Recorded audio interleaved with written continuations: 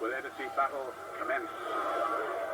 And having just been reappointed to the Welsh International Referees Panel with Derek Bevan and Winston Jones, Clive Norling is the referee for this match, of matches don't come much harder than this one. A capacity crowd at the Gnoll, 13,000 ticket holders, as Paul Corbett gets it underway.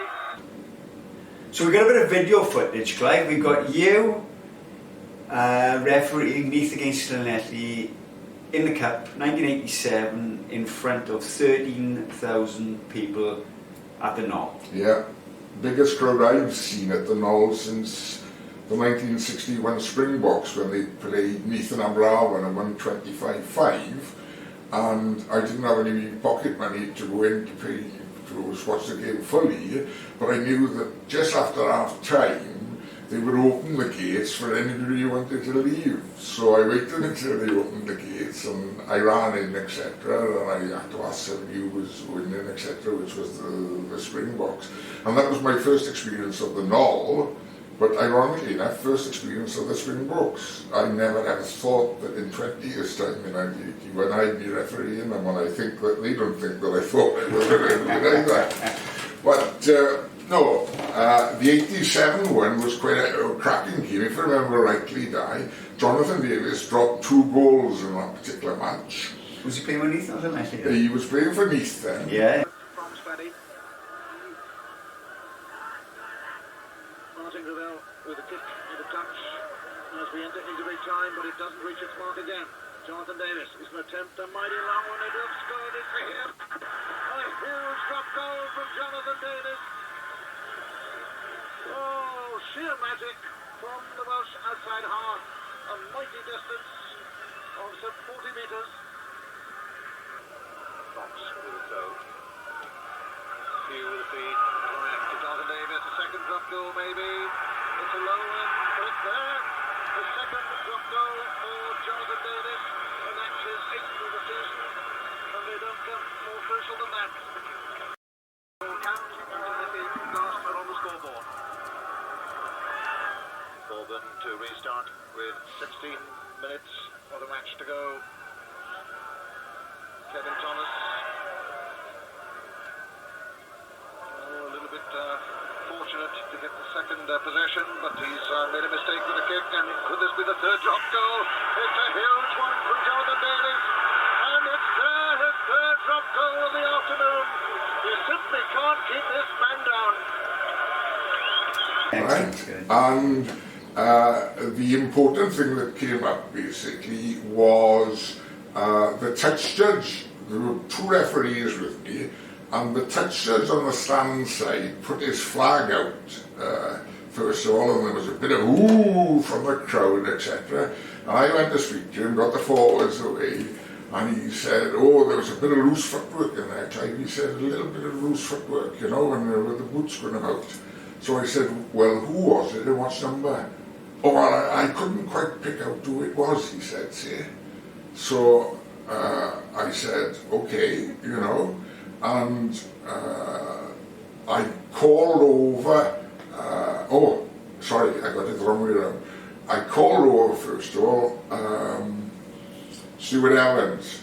He said, oh, it's the Neath prop. It's the Neath prop, right? So I called Stuart over, gave him a little finger wag, and I said, oh, Stu, come on now, because you know your players at that level. And whilst we tried to say, look, oh, you don't call players by their first name, well, it's a bit difficult saying, you know, Black 3, if you do that again, it's easier for me to say, look, Stu, you know, come on. Yeah. Right, all right. And he just gave a glare to the touch judge and went away. About 5 minutes later, almost in the identical spot, there was another ruck taking place, players coming in hell for leather, but as far as I was concerned, okay, flag went out again, right? So I looked, and in the middle of the pack basically was Stuart again, and I think the Llewellyn brothers were there, and they parted, and I went to the touch judge and I said, what is it? He said, it's against Neath, he said. Footwork again, he said, dangerous footwork. So I thought, oh, hello. And he said to me, I said to him then, who was it? Did you get a number? And he went, oh, no, I didn't get a number. I didn't get a number. And I said, are you sure? No, I didn't get a number. Right, okay, fine. Well, both packs had gone back 10 yards, as I told them to. I was there, and I said, Captain, here please. So Jonathan Davies came running forward, and I said, right, who is your pack leader? So he turned around and he went, Stuart, come here. And of course Stuart Evans comes running forward, and I'm going, oh no. Everybody here thinks that he was the one, the second offence should be sent off. So I'm saying to him, you better tell your forwards that if there's another one flagged for dangerous footwork, that they'll be off this park, alright? Go and tell them, Jonathan, you heard what I told him, make certain it's and they went like that. And I can remember, I think it was David Paddy Jones's commentary, or it may have been Lynn Davis, which whoever was commentating then, says, well, there's one lucky man, isn't it? He said, Mr. Norling has left Stuart Evans on the field. And then in later years, which Nigel I think has benefited from, they were mic'd up, they got the video and everything, they got the TMO upstairs there, like you can do that. You can overrule your touch judge and say, no, I want to see it, you know, and then you can make a decision. But back then, I think I would have given my right arm to the fucking mic on me and the video as well, but that was important. Yeah. So, the Gnoll, and you were born a stone throw away. It was, that's right. And there were people who used to stand on the Tanner Bank when I refereed Neath at home, and visiting supporters would be standing there as well, and somebody would shout out, why didn't you go home, Norling? Because I'm always down in Swansea, the Swansea area. And you'd always get some smart aleck from Neath turning around, well, he is. His mother and father only lived a stone's throw away from here, you know. And that was all because I had no affiliation with Neath whatsoever. My club was Neath Athletic, which is not affiliated to Neath, it's not the second team of Neath, as you know. It's a separate entity set up by that great Welsh captain, Rhys Stevens, the second row, you know, back in 1949, I think Neath Athletic was set up. But they were set up as a youth side, first of all. We were one of the first youth sides in Wales, you know. In the YM? In the YM? In the YM, that's right, in the YMCA, yeah, you're right. And Rhys used to bring over, like a barbarians team, he would get, and it was always to raise funds for the YMCA. The National 50. That's correct. There's good players in that team. Oh, there was Tony O'Reilly. Yes, fantastic. And the French would come over. They were phenomenal players, you know. And they wouldn't, there was no immorality. They would come over, they'd play the game, there'd be a huge crowd there watching them. But all the money raised went to the YMCA, which is great. Yeah. So your parents lived in Llanelli? Yeah. And my grandparents lived opposite your parents? Yes. And then years later, my parents lived opposite, almost opposite your parents, your parents as well. So there's quite a connection there. And did you sort of start playing, and then we'll go to refereeing? Or I mean, let's. I followed the traditional route. I went to Alderman Davies' school, which was 10-minute, quarter of an hour walk down North Park Road into the school there. And I think I was 9. I was a year under what they really wanted, because I was a very podgy sort of youngster, but I was tall as well. And I started my playing career as a hooker. Oh, no. I didn't know the foggiest what I was expected to do. Didn't know the foggiest. And then Mr. Roberts, who used to live just around the corner from your parents and my parents as well, he was a lodger there, my teacher basically. And he said to me, I said, Mr. Roberts, I don't know what to do. oh, you just stick a foot up when that ball hits the floor and the scrum half's thrown in and you hook it back, hook it back, hook it back. And that's the way it went.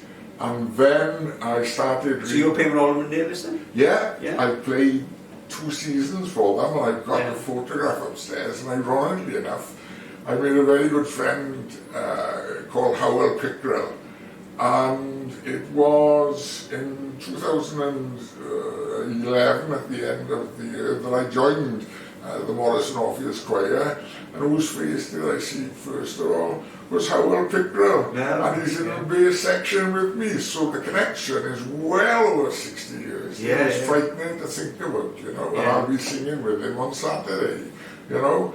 But yeah, I mean, I grew, I went into the second row and I knew what to do there. So when I went to Neath Grammar School, it was straight into the under 13s there, then it was the under 15s, and then it went up to the first team basically, via the second team, as a lot forward. But I think I knew my limitations when there was one of our teachers who was on the Welsh Rugby Union called Viv Griffiths. He represented the Welsh schools at the time, and he had come out to look after the forwards because Ron Trimnell, who went to Neath eventually as a speaker, but he was a Welsh Rugby Union referee, and they were practicing throwing in the line out, and I was trying to go up, and he said, come on now, Viv Griffiths said, come on now, Norling, jump for the ball, jump for it. And I'm just about to say, well, I'm doing my best, sir. I am trying to jump, you know, like that. And then, oh dear. Because he worked in the engineering department, the technical drawing department, right? Yeah. He had a tape measure in his pocket. Right. So he actually came over and he was trying to measure. He said, well, that's 4 inches off the furrow, that's about 5 inches, 6 inches. Do you think you can get up to a foot off the floor to catch the ball? No, I couldn't. And I think it dawned on me then that I was not going to be a second row for Neath. You weren't Roy John? No, I was not Roy John, let me tell you that now. I couldn't jump to save myself from that particular point of view. But, I mean, at that time, I was also playing, when I was playing for the first, I started taking interest in the laws of the game, and I was muttering away to a referee who did us at home every Saturday, Billy Thomas, who was a Welsh Rugby Union referee, and he did first-class games. And I used to have a little jive at him and say, oh, you know, they're doing that, they're not doing this, doing that. And after about 4 or 5 weeks of putting up with this, he came over to me before the game and he said, look, do me a favour, will you? I said, oh, yes, sir. All sir in there, sir. Yes, sir, what can you do? What can we do? I don't want you to pass any comments about my referee. And he said, all the laws of the game, because what you actually are saying at the moment is totally wrong. Right? You need to get a law book and look at it and read it and understand it. And at the end of my last year in the grammar school, Neath and district referees were looking for referees. They were touting them in the local Guardian paper, you know. And I went to Neath Athletic and I met Billy Thomas and Ken Price, who was also a WI referee, and they set me off on refereeing. But I can always remember they spoke to me and oh yes, good, and you've been playing, yes, fine, okay, fine, yeah. You'll be doing the youth and the second 15 in Neath and District. Oh right, thank you very much, fine, right, okay. And I'm sitting there and I was thinking, well, what about the laws then, you know, like this. So Ken Price said, we haven't had our law books down yet. He said from the Welsh Rugby Union, the district union haven't had them. But when you get them, I'll give one to you, right? Right. So you need to buy a whistle, and the best one to buy is an Acme Thunderer. Right? So I said, oh, right, yes. Loudest blast going, right? Don't buy the one, though, that's got the wide mouthpiece on it. Right? I said, oh, which one should I buy then? The one with the narrow, he said, to blow that, right? So I said, well, is there any reason, you know, to buy a narrow one? Well, yes, he said, because you're going to have crowds on the touchline telling you where to stick the whistle. And if you've got to stick it, make certain you've got a pointed end. And the number of times I have been told where to stick it. Am I okay to? Yes, you are one of those. They're millionaire shortcakes. I loves them. I love them too. And I don't, she hides them in there and thinks that I don't see them, you know. And then I go back and the packet's gone. Yeah. Right, so we were talking about Ireland, Scotland, 82. Yeah. And you single John Rutherford scored in. Couldn't score a try in that game, it was nil. Yeah. So what years did you do Ireland, Scotland? 82 and 90. And that one was both... Scottish Grand Slam. Yeah, and that was both even years, basically. Yeah, and it was a bit of a better match than it was in '82. But I mean, the Irish couldn't give two hoots about the fact, because they had now won the Triple Crown. And I can remember in the evening we had the pre sort of dinner. Drinks, etc., and the boys had already been out somewhere but came back, and they were drinking and chatting, came over, chatted me, thanked me, etc., and and then I said this is no different, I said, to the normal way you are after you've lost a game here, and I've done one or two where you've lost matches here, Yeah. And I can remember Willie Duggan saying to me, he said, this is the way that we always celebrate. Whether we win or lose, we celebrate, And it was ironic enough. I mean, I went with Ireland to Namibia in 1991 to do Namibia and Ireland, and they lost both internationals out there. And the president of the Irish Rugby Union had gone out with them when he made Tony Brown. He made a short speech afterwards. There was no sort of formal stuff, and he said, "I'd like to thank the referee if I could," he said. But for somebody who's refereed Ireland 10 times, and we've lost 9 out of the 10, he said. And of course people tittered and laughing, and I just shoved it back at him, which I shouldn't have. Yes, but the one that you won in 1982 was worth the 9 losses, wasn't it? And some of the players went, yes. That was the Triple Crown. You started with Ireland, New Zealand, 78. Surely that was a massive game. Oh, enormous. I didn't really expect to get it.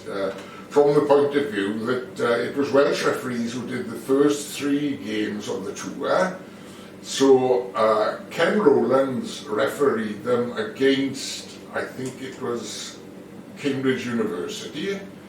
Then on the Saturday, I refereed them up at Twickenham with London Counties, and they won that game, fairly comfortable 30-odd points. And on the Tuesday, Corris Thomas from Cardiff, who was a very good referee, it was like what Alfonsi said about Martin Peters. Corris, in my opinion, was sort of 10 to 20 years ahead of his day, to be truthful. He should have been referee in 2000, etc., and then Nigel Owens would have had a competitor from that particular point. But Corris refereed them against Munster, and of course they lost that. It was the first time an Irish side had ever lost, the first New Zealand side had ever lost to an Irish side. And of course one of the sad stories that came out of that, Dave, was that the Irish scrum-half's father passed away during the game. He was watching the game on the telly, and he passed away. But on the Saturday, we had, with London Counties, we had, as you can imagine with the RFU, we had the after-match dinner and sort of welcome in the Guildhall in London, it was all laid out, etc. And I'm looking and thinking, well, which knife and fork do I use here? I got 4 of them, on that situation. And then a little bit later in the evening, after the meal, and we were having our drinks, etc., and Mickey Steele-Bodger from the Barbarians came over and he said, "Let me be the first to congratulate you." I said, "Sorry Mickey, on what you congratulated me?" "Oh," he said, "you were doing the Island New Zealand game next Saturday." I said, "No, I'm not." I said, "They are picking a Welshman, but they won't pick it until Wednesday when they've seen the 3 referees." And he turned around and said, "No, they've already made the decision. They want you to referee the game next Saturday." So the IRB would have made that decision? No, that was made by New Zealand. All right. If you go back, if you remember, if you go right back, it was a case of that the home side, with the approval of the away side, whatever, would select a referee. But on tour, it was the touring side that selected a referee from a number given to them, and they had to agree with the home side, otherwise there was no sort of referees. And of course, that's been very apparent, you know, if you remember the Lions in 1971 had John Pring. They chose him for the 4 tests because they knew he was consistent and they knew the way that he refereed.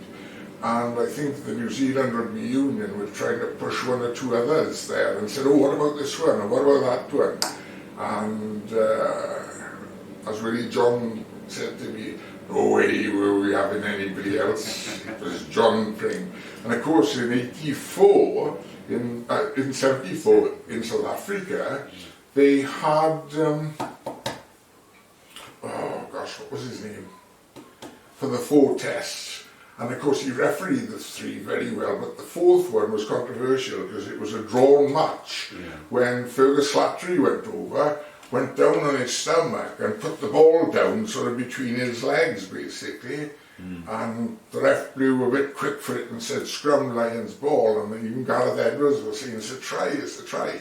So rather than get the clean sweep of the 4 victories over South Africa, they had 3 wins and the 1 draw.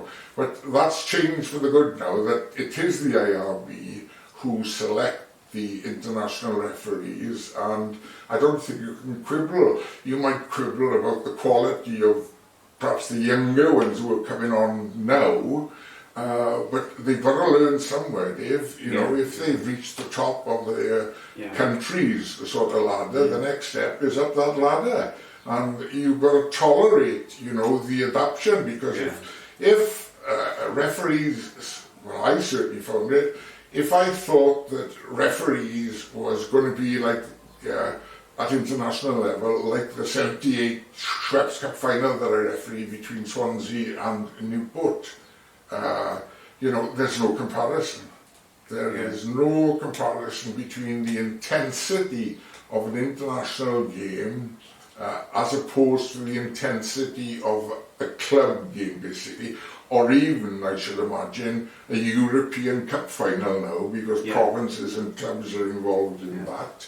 I don't think that the intensity is there. Well, it is there, but it's not as much as an international pressure. Is that the speed, do you think, or just the power, or is it a combination of everything? I think it's a combination of everything that comes on you. You get pressure from all directions, from players, from coaches.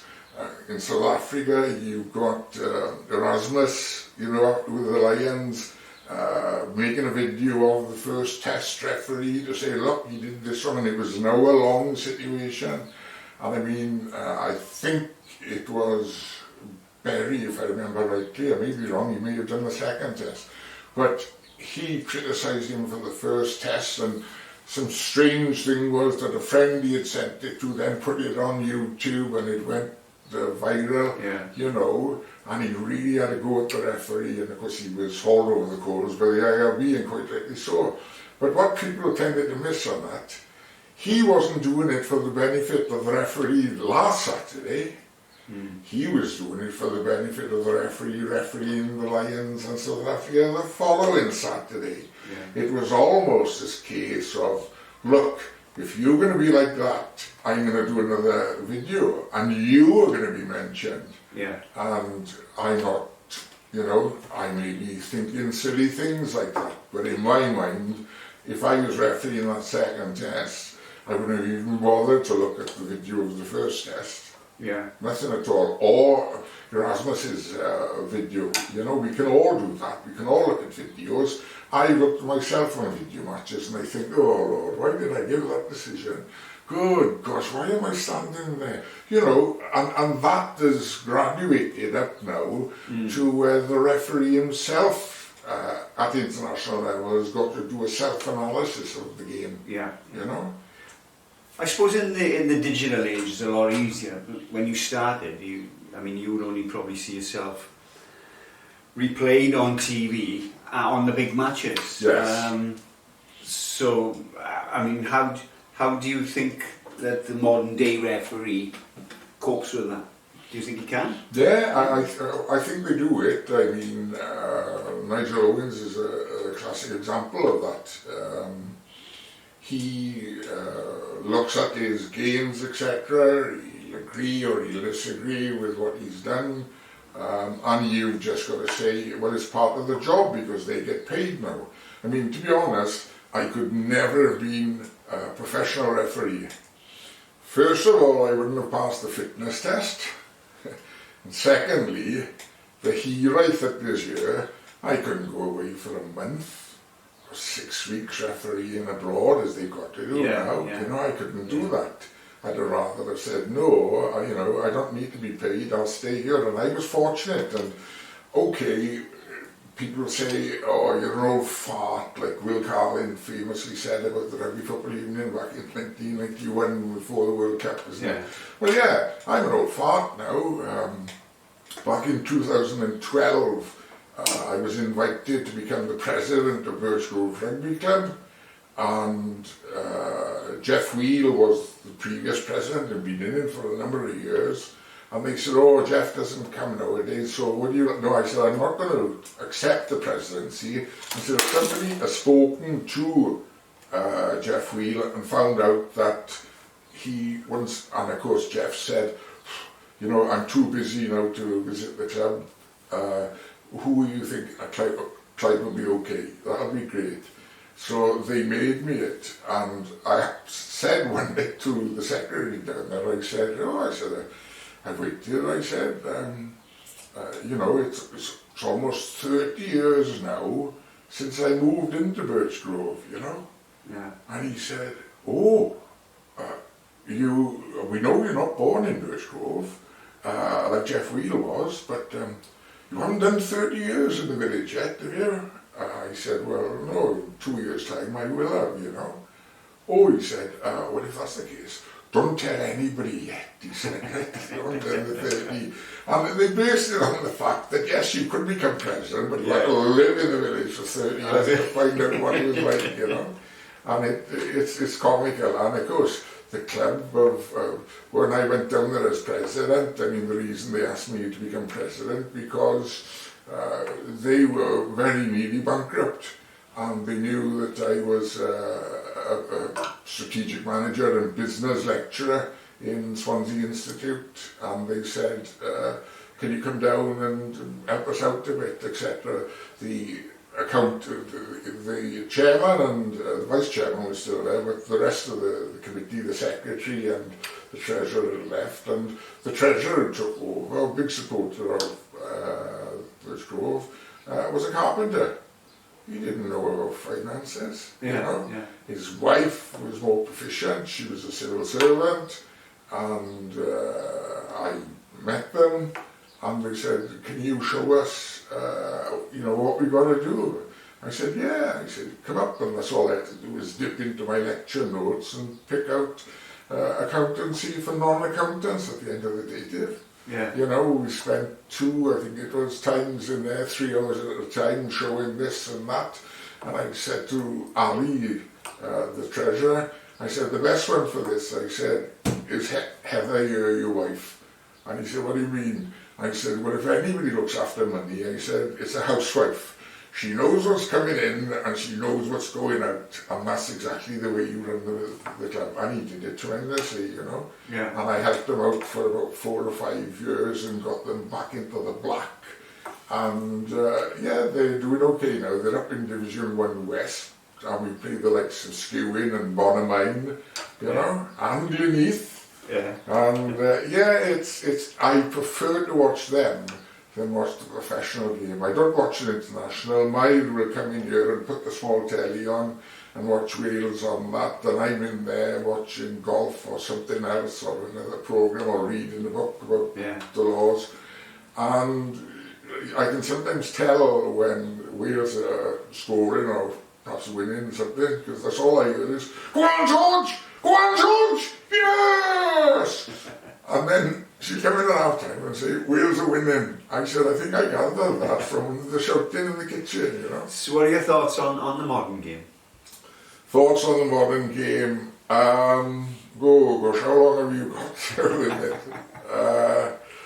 I think, you know, it's always right, basically, whenever you introduce money into something, right, somebody will always try to find a way around things with money.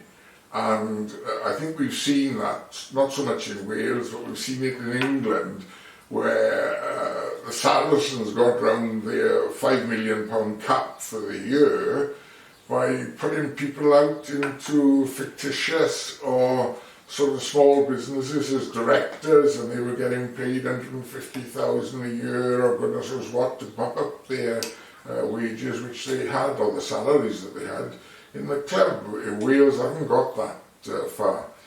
But Mai was telling me that she was Googling the other day and she came across David Moffat saying that, you know, he'd come back to Wales tomorrow and he could put right Welsh rugby in a 12-month, you know?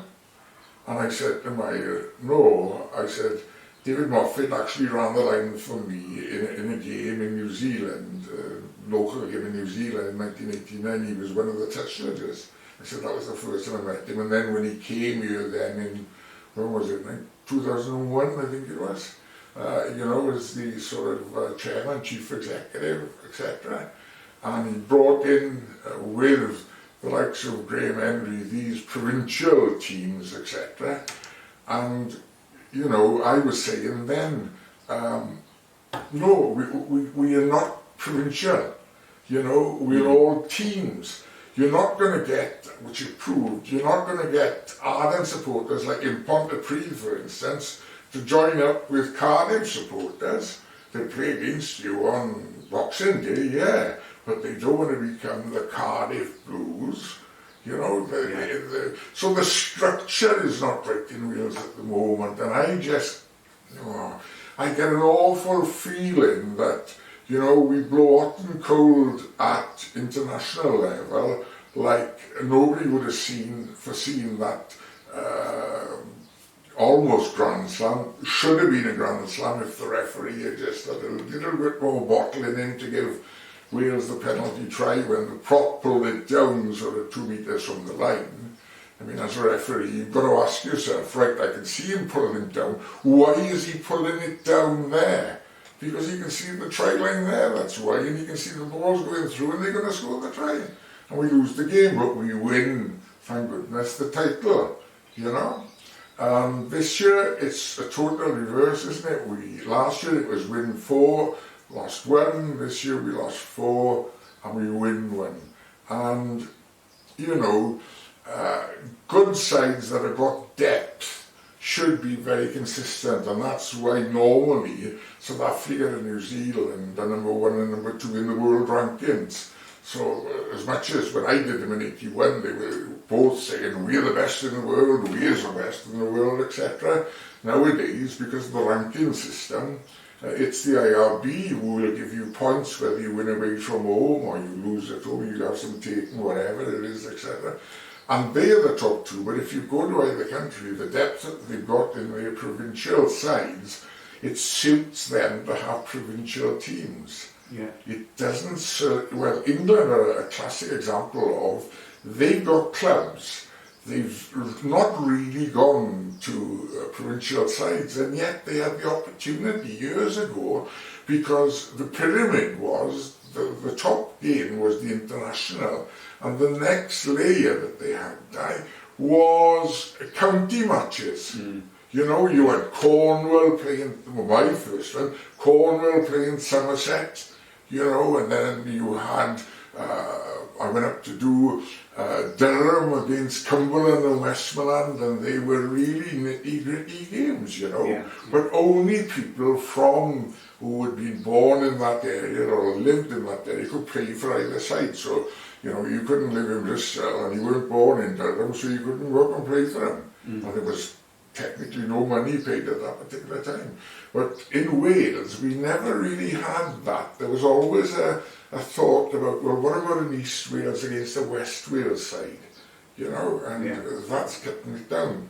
And the way it's going with the provinces, you know, that may not be that far off, an East Wales and a West Wales, because the provinces, the provincial teams, as I like to call them, not the regional sides, they have had an awful season in the European tournaments and in the old title Celtic League, basically. You know, so the modern game law-wise, I think it's becoming more physical. Bigger people are playing it, and I've just joined up to this amateur organisation which is exceptionally concerned about head injuries and concussion. I noticed John Fairclough said that Thomas Francis shouldn't be picked for the French match because of the bump that he had previously, you know? And I think that we've got to look at that. I think the lawmakers have got to look at that and say, no, you know, rugby back in, you know, in these days, that you were, you know, literally understanding the origin of sport. I think people have got to understand the evolution, and that's the supporters in particular and the players in particular. The game has evolved. You can't play old-style rugby anymore. 10-man rugby is out of the window. The French have proved that this season. So perhaps that's the way forward. But I think somebody needs to sit down and not somebody, I think, you know, the IRB law people, the coaches, the referees and the players from around the globe, you get your top people and they meet together and say, well, do we see a sport called rugby union in 2040? And that's only 18 years away. You know, there is no God-given right that in 2040 there should be a game called rugby union. And I think that unless people don't just sit back and, oh, you know, it's okay, we're getting a full house at Twickenham, we're getting a full house at Millennium Stadium, those full houses are not guaranteed.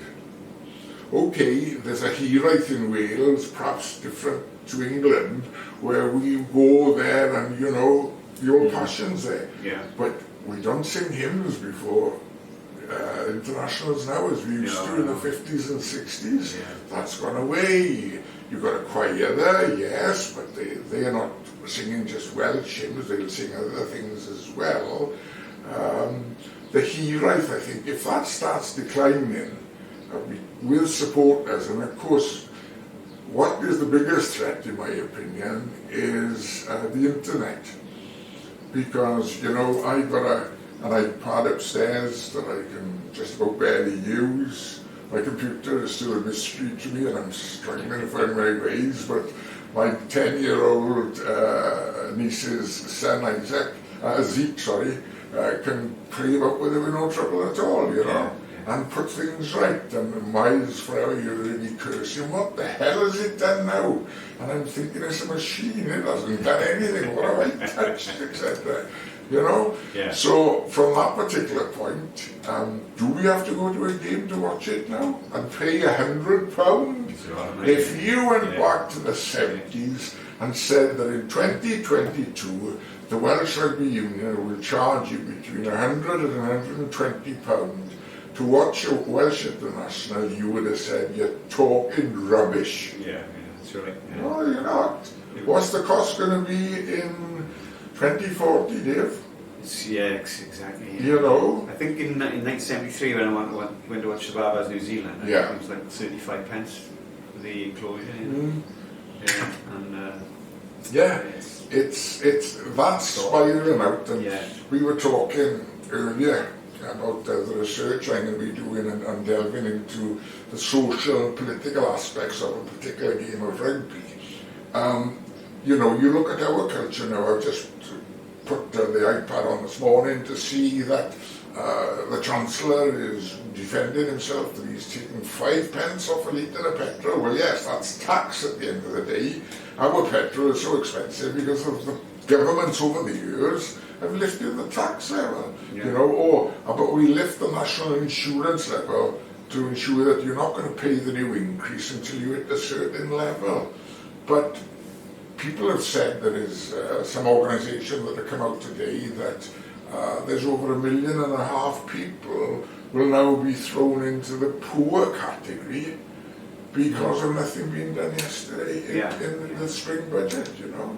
And you think to yourself, well, they're going to have to do away with luxuries just to get essential food, etc. Well, I consider now that I don't have to pay because I get a complimentary ticket like all the ex-internationals. They took a while to get them, but God rest his soul, J.J. Williams did talk the Welsh Rugby Union to say, look, ex-international referees are ex-international like the players, and they deserve it. So I can get my ticket complimentary, but if I'm taking mine, I've got to pay £120 for the ticket for her. You know? So, okay, it's 60 quid a piece that they are charging. But, as I say, people who are going to won't have the money in their pockets, perhaps even the fervent Welsh supporters, and they now have to choose between a luxury and essential food or heating, etc. And they're going to be saying, well, I'm sorry, we'll have to watch the game on the telly. And we'll watch it on, you know, whoever's putting it on, basically. There, but we won't go up there, you know. And it's not just the ticket, I mean, you've got the travel, you've got everything, you know. You know, say, for example, you go for a few pints or a meal, you know. A friend went up last year and took, I think, his 2 kids and his missus, etc. And I think we trained fare up a meal. They had a bit of lunch and they booked for a meal after the game in a restaurant, and they had a meal there. And he said, I'm truthful, Clive, I don't think I'd change it at £300. All to watch a game of rugby. That's all it was. And that's what it is. And that's what the rugby administrators have got to take into account. How much can you as supporters afford to pay to come to watch you? You know? If I had my total, I refereed, and I've not counted some of them, but I refereed, I got all the data upstairs because I was fascinated with writing tries, goals, penalties, drop goals, who played who, etc. And I can show you the folder that I got in it. I did 1,050 matches. Wow. And that's only the ones you recorded. That's right. There's other ones which I'm digging out sometimes. I find a charity program. I think, oh, I don't think I put that in, so that's not right. I'm finding old diaries which have got district matches in, you know. Neath youth playing Gun, nice youth, etc. So what year did you start? Started in 68. And really... So you were 18 then, I was 18 then. And I finished in 1991, basically, because I was having back trouble again. I'd slipped a disc in 1968 playing against Millfield, and it didn't go back properly. And of course, in those days, when you went to hospital, they put you on a bed and they stretched you with the bed, you know. And I think that's how I got a bit taller, to be truthful, with the situation. So how tall are you? Well, there's a debate at the moment. I was 6'4". But when I went up to the hospital last year, I dropped down to 6'2". And I said, I'm not 6'2", I'm 6'4". And the nurse there was very good, the sister, she said, happens to us all eventually. The discs in the back start, you know, and I said, So I was playing for the grammar school first in the morning, and then I was refereeing Neath and District in the afternoon. Yeah. Tremendous. You know, I had rugby, not interested in women, well, not interested in anybody except rugby, you know, yeah. from that point. And yeah, it's gone on. In 91, this really started playing up again, and I was having a bit of problem, and I thought, oh, you know, the good Lord's telling me, you've time to pack it in, you know? Yeah. And I packed it in. Well, I didn't pack it in, I've never really resigned. But I went down to Bridgend to talk to them in October 91 about the laws of the game. And then somebody said, oh, can we finish off with a game or something? I said, I got something. I coached, I've done it with Neath Athletic, and I've done it with Birchgrove. I said, I have a little game. And that's all you do is play between the 10-metre line and the try line, and you turn the pitch around so that you play in that way. Yeah. But if you're touched by somebody, right, you've got to give the ball to them. And after a quarter of an hour, I mean, I had international players like Rob Howley and Glenn Webb saying, oh, for God's sake, Clive, can we finish? Can we finish? And I stopped. And then a week later, I had a phone call from Lyndon Thomas, the vice chairman, who said, we'd like to offer you the post of director of rugby at Bridgend. I said, what? Yeah. I said, I'm a referee, not the director of rugby. And he said, the boys were so impressed with you last Tuesday, he said. Yeah. Absolutely impressed. They said, Norling's the one we want here. And they were bottom at 1 in Division 1 at that time. Only, I think it was South Wales Police were below them. Yeah. And I remember Lyndon Thomas, I said, Lynd, I'm going to have to chat this over with the missus first. I said, and we spoke about it, and I said, okay, it'll be a bit of a break, something different. So he phoned me again on the Friday night. They were playing Cardiff on the Saturday in the Arms Park, and he said, well, are you going to come down or not? I said, yes. I said, but I don't want it announced just yet. Lynd, leave it be now until I come on Tuesday night, right? Look, we'll meet in Whitchurch and have a meal there first. He said, for lunch. You're not doing anything. I said, no, but we'll meet you there. He said, I'll come down and fetch you and take you there. We'll have a meal and then we'll go into Cardiff, right, into the rugby ground. So I said, yeah, okay, but on the basis there's no press today, right? I went in with Lyndon. We went up together into the committee box. Now, it wasn't unusual for me to go into the committee box as a referee because they would invite other referees in there. So I went in and I sat there, and then at half time I said, I'm going to stretch my legs, Lynn. So I went down underneath, under the round, and I stood in front of the what do they call them? It's oh gosh, sorry, not a stand, but it's for boxes, basically. Hospitality suites. Oh, yeah. But the memory is good. Yeah. Hospitality, I was standing there and leaning on it like that, right? And Bridgend were taking a penalty, kick a goal and getting stuffed, to be perfectly truthful. And Mike Ruddock and Mike Hall were talking behind the post. Now, they'd come back almost to the dead ball line, and they were saying, right, if this doesn't go over, we'll catch it and we'll counter-attack, right? And then Mike Hall looked at him, oh, God, he said, look. And they looked at me and they went, oh, and they scuttled away. And I thought, oh, God, you can't keep anything secret in Wales, can you, you know? So I went into the dressing room after the game. We lost by 39-6, I think it was.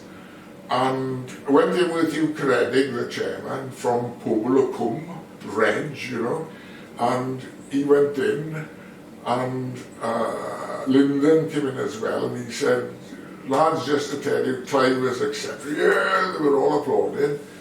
And I thought, I don't know what's going to come first of all, but, you know. But then Lyndon said, come on now, let's announce it today. The press are all here, let's announce it, you know. So I said, no. So I said, oh, go on then. I said, let's get it out of the way. And Kinetic, of all things, said, hang on, I need to write down what I'm going to say. I said, here, that's all I've got to say is, we've appointed Clive Norling as director of rugby. That's all.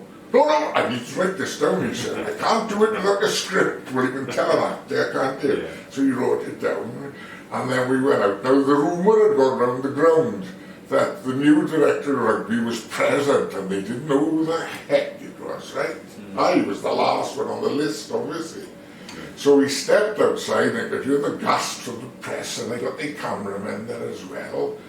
And Hugh said, and I literally kept it short, I said, I'm delighted to become director of rugby for Bridgend Rugby Club.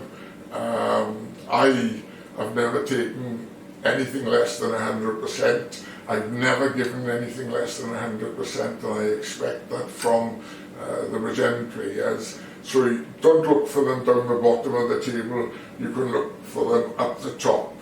Now over lunch, Lyndon Thomas said to me, you know we're down near the bottom of the table? Ah, I see the bottom it went. Ah. Well, we've agreed now on committee that if we get relegated this season, we're not sacking you, right? We're keeping you on board. I tell you what, Lynd, if we get relegated, I will not be director of rugby. I do not want to be associated with a failing side. And he went, oh, okay. And we finished 6, you know, and we got through to the semi-final. So how long did you last as the director? For 2 years. I put my business and strategic management into action there. Have a guess how many committee men they had, I? 15? How many? 15? No. 20? No. No. 38 committee men, and that is serious on my life. One club. So my ambition and my target was, I said, you can't make proper decisions with 38 committee men. And you had 38 committee men because committee men were all given a free ticket for every home international that Wales played, right? That's why they had 38. Thank God it wasn't told in Birchgrove. Otherwise we would have had 40 or 50, you know?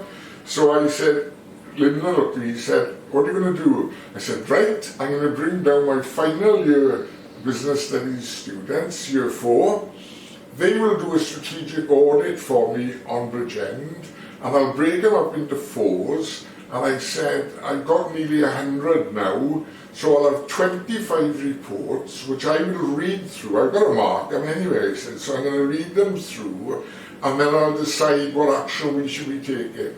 Well, sure enough, we took on 2 buses the 100 down. I got the photograph upstairs, they were all sitting in the stand, and I got one of the girls in all leather there, and another one questioning Hugh Credig, and you know, in front of the stand, and all the rest sitting there like that, and I'm on the end of it. And I said, Lyndon said, have you marked them and done? Yeah, I said, it's all what I thought anyway, right? I said, we need to get it down as low as we possibly can. Well, what number were you thinking of, he said, see? I said, well, Llanelli had gone down to 7, I think Swansea down to 5, and to be quite frank, I said I'd go down to 1. And he said, 1? We couldn't possibly get that through committee on 1. Well, I said, what are you thinking of? Well, he said, what about 5? Because I can say, well, Swansea got 5 and Llanelli got 7. I said, all right, if you've got to have 5, we'll have 5, I said, right? Well, you'll be I said, no, I am not sitting on that committee, I'm the director of rugby. This is the committee running the club, not running the play. Yeah, I mean, I've gone down to West Wales in particular, but other clubs as well. And I've gone in, and when I refereed them, they would have 15 to 20 committee men, everyone. Yeah. And they'd give you a great welcome wherever you went, you know. And I remember going to Hendy after the game went professional, and they had dropped from a committee of about 18 down to 4 or 5. And I spoke to John McLean, who used to be the coach, and he became the president of Llanelli eventually. And I said, John, where's all the committee gone? And he said, they've gone, Clive. They don't want anything to do with professionalism. He said the treasurer's resigned because he was fed up with people coming up to him saying, well, I want the money, I'm getting paid for the game. And he's doing it for nothing for us, he said. Yeah. You know, and he's putting all the worry on him, where are we getting the money from? So they've resigned. And that's happened around a lot of clubs. And I mean, we've been fortunate that we've kept a hard core of half a dozen people, and we've got some others as well who help out on the gate and sell programmes for us and whatnot. But that's another area that Welsh Rugby's got to look at. Yeah. Where are the administrators going to come from, Di? Yeah. You know? I mean, I'm not associated with the club now. I do get invited by clubs to talk business and strategy, and I'll go along, and they'll try to say, oh, can you join us? Well, the answer to that is no. I don't want the hassle or anything. I'm very happy to give you my knowledge and the business side of things and tell you what to look for, etc. But no. So a lot of clubs going limited now? Limited company? Well, that's what they're trying to get them to do, Tim. I couldn't tell you exactly how many. I know that Birchgrove, I tried to get them to go limited because what they didn't realise is that they'd all been members clubs. And if you were starting to pay and you were still a member club, right, and let's say you went bankrupt, and you went bankrupt big, you hadn't been paying the brewery and stuff like that, and you had £50,000 debt, right, and you got 50 members in that club, possibly including the players, and other people who are members. You get people going there, they're not members of the club, but they know they can have a drink there anyway. We got in Birchgrove, they're not members of the club, but they enjoy the pint, and thank you very much for putting the profit over the bar. But when I said to them, you know, if we were 50,000 in debt, and there's only 50 members, each member has got to pay £1,000 to whoever we owe the debt to. And the committee went white. They thought I was joking. I said, I'm not joking, that's real. That's what I tell businesses. You know? Become a private limited company. Small, you only need a £1 share, that's all. Get yourself registered as a limited company. You can buy limited companies now that have gone bankrupt, and you can buy the name fairly cheaply off Companies House, etc., and just keep the name. You'll still be Birchgrove Rugby Club, but you could be Fred Blogs for some chips, for as far as that's concerned, that you've bought, right? And that worries me, that we're not going to have administrators, you know. Where are we going to get, okay, there's a lot, down our club, for instance, we've got a lot now under 11s, 12s, 14s and 15s coming through. That's our first of the future. We used to run a second team, we don't now. We run one team, you know, change around a bit, but we run one team. Now, unless those youngsters come through and want to play rugby, we've got problems. But I mean, we've now got, as we said earlier in the conversation, the bigger, heavier internationals, and everybody wants to be like that. Well, at our level, you won't get like that. And you won't get picked to go to the Ospreys, to go to Wales, etc. You know, it's when you're in the Ospreys or you're in Wales, is when you get bulking out situation. And you're not going to get that. So where are the players going to come from? Where are the administrators going to come from? And equally, I understand where are the referees going to come from, because they're struggling at the moment. You know, they really are struggling. You know, we need people wanting to be Nigel Owens, the referee, basically. You know, I want to referee France, I want to referee in New Zealand or South Africa or whatever. But at the moment, they really are struggling. Not a lot coming soon. Not as far as I'm aware. I mean, we've had people in recent years, well in their 60s, still refereeing on the refereeing list. So can I get back on the list? You can get back on the list, and I can get back on the list because they moved to over 70s before too long. I don't think I was on the list, but I was district level. I don't know where you contributed a bit. I'll need a walking stick or a chair easily with somebody pushing me around the park. You know, I think that's that's an idea, isn't it? I mean, somebody can push you around and you could blow the whistle. I can well remember Jeff Kelleher from Lamprey Ridge, remember, Jeff? Yeah. Real character. Yeah, I've never ever come across a better Welsh Rugby Union referee, if I could put it that way to you, for doing district games and first class games and the junior clubs, as you call this, the West Wales teams, Monmouth teams, Pembrokeshire teams. He was absolutely brilliant. I ran the line for him, my first international appearance, 1977, England versus France at Twickenham, and I was the allegedly second touchless because I wasn't on the international panel. Myron Joseph, Kenneth Thomas and Jeff Keller. England selected Norman Sanson, the Scots ref. Oh, yeah. You remember him? He sent off Duggan and Wheel in Cardiff, the Ireland-Wales match, remember? Well, he had been to South Africa and refereed France in 77. He was the first neutral referee to referee an international match from the point of view of Southern Hemisphere, Northern Hemisphere. He went down to South Africa. England put him forward for the England-France match. France said, no, he is too serious. In other words, he picked the frogs up at the faults and everything. And if that was the case, there was a neutral country had been allocated England, France, and that was Wales. Yeah. Now, ordinarily, that would have been Myron Joseph, our number one. But he was already refereeing, I think it was Scotland, Ireland, up in Scotland. And he had taken Kenneth Thomas as his number two, because there was only two travel then, and the home side provided the other test judge. Well, when we went to Twickenham, Jeff Keller was refereeing, Peter Hughes was number one, and I was number two. The week of the international, allegedly, a friend of mine who was on the committee, because I spent 5 years in England refereeing in Hampshire Society, which was the best years of my life. They were absolutely fantastic. Refereeing wise, I mean, people called me Sir, and they did spell it S-I-R, not C-U-R, when you were saying the things. Yeah.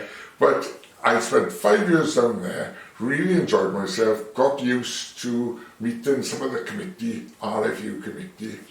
And the week of the international, on the Saturday, the committeeman phoned one of our committee who we were very friendly with, and then our Welsh committeeman phoned me. And he said, I want to tell you for Saturday, Clive,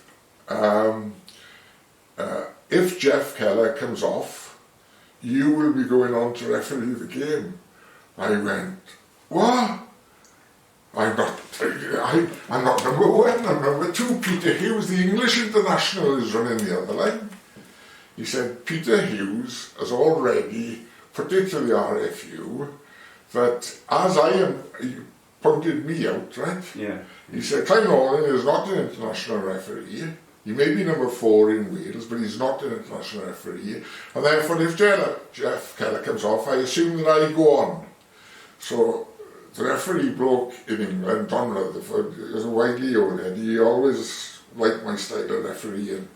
And he had phoned the IRB, and the IRB's ruling was that if Jeff Keller comes off on Saturday, Clive Norling will go on before Peter Hughes goes on. Like that. And they had to phone Peter Hughes back to tell him he was Of course, that was the French Grand Slam season, wasn't it? It was. They won 4-3. 4-3, And God love him, and I say this very sincerely, Alistair Hignell was the English fullback that day. He kicked 1 penalty, and then he missed 5 penalties, 2 a distance out, Alderman, but in front of the posts. And France got a try, and they won 4-3. And I got to know Iggy fairly well because I was doing Bristol when I was in Hampshire, and he was there when he wasn't in uni. And afterwards, when I was invited over, I had to ask the Welsh Rugby Union's permission. Will you kindly allow me to go over to referee that game, Bristol and Gloucester. Wow. At 23 years of age. Yeah, wow. You talk about Welsh armies down here, and that one over there was tough going. But I also was with Higgy in the 91 World Cup, or with ITV, and the 1995 World Cup.